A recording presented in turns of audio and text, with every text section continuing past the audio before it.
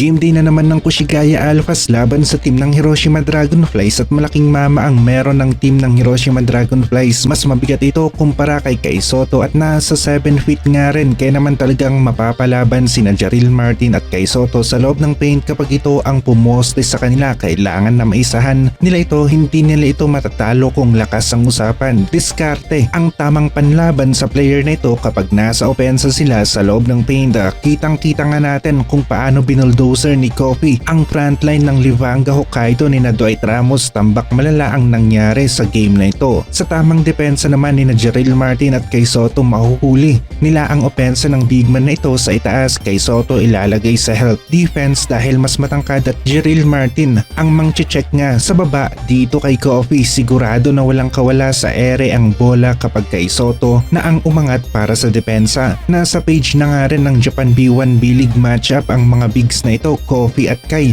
Inaabangan na at hindi biro ang kalaban ni Kai Sotto. Talagang malakas ang player na ito sa loob ng paint. Dito nakasentro ang kanyang laro. Wala nga lang sa NBA ang player na ito dahil wala siyang opensa sa mid-range at 3-point area. May kabagalan nga rin at madalas na naiisahan sa mga switches. Ito ang nakita sa kanya na kanyang malaking kahinaan. Kinukonsidera na isang traditional o old school type center itong si Kofi Cockburn, kaya wala siya sa NBA. Iisa ang kanyang opensa sa loob ng paint pero malakas nga rin ito sa tamang switches at diskarte ng Kushigaya. Pwede nilang gawing butas itong si Kofi. Para sa atin, mas mabilis si Kai at mataas ang angat niya sa ere. Ito ang isa sa kanyang magiging bintahe sa big matchup nilang paparating ni Kofi Cockburn. Malatangke kung i-describe natin itong si Kofi Cockburn, malapad at siksik nga rin, kaya naman angat na angat siya sa pisikalan sa loob ng paint. Mas malakas na team ang Hiroshima Dragonflies kung record ang ating pag-uusapan at inalok na nga rin itong si Kofi na maging naturalized player ng South Korea, kaso umayaw siya sa deal dahil kulang ang alok ng soccer sa kanya. Kung FIBA naman ang usapan, ang Japan ang malapit na nga sa top 20. Ito nga rin sana ang goal natin kahit na ang top 25 na muna sa FIBA, pero hirap na hirap tayong gawin ito dahil na rin sa nahihirapan tayong manalo laban sa team ng New Zealand. At kung sunod-sunod sana nating magawa na matalo ang team ng New Zealand ay baka kayanin nga natin ang top 25. Sila ang marker natin, ang team ng New Zealand at Japan, para umabot tayo sa top 25 ng FIBA. Dito masusubukan ngayon si Kai kay Kofi Cockburn. Malapad, malakas, nasa 7 feet. Mahihirapan si Kai dito kung dadaanin niya sa lakas, pero kung sa diskarte gamit ang kanyang height at mas mataas na pag-angat sa ere para sa mga alley-oop plays ay posible na mapantayan niya o mahigitan pa niya ang laro ni Kofi. Kagagaling lamang ni Kai sa injury kaya kailangan rin na maging maingat siya laban dito kay Kofi Cockburn sa postehan. Kung sakali naman na matuloy nga si Kai Sotto sa USNCAA Division 1 ay mas magiging mahirap siyang maging available para sa Gilas team. Ito ang ating inaasahan pero hindi naman tiyak na maglalaro na si Kai sa USA. Option lamang nila ito sa ngayon, wala pang konkreto sa ngayon na desisyon ang kampo ni Kai dahil ongoing pa ang Japan B1 B-League at dito na muna ang focus ni Kai Sotto. Pagkatapos ng Japan B1 B-League, dito na nga magkakaalaman kung ano na nga ba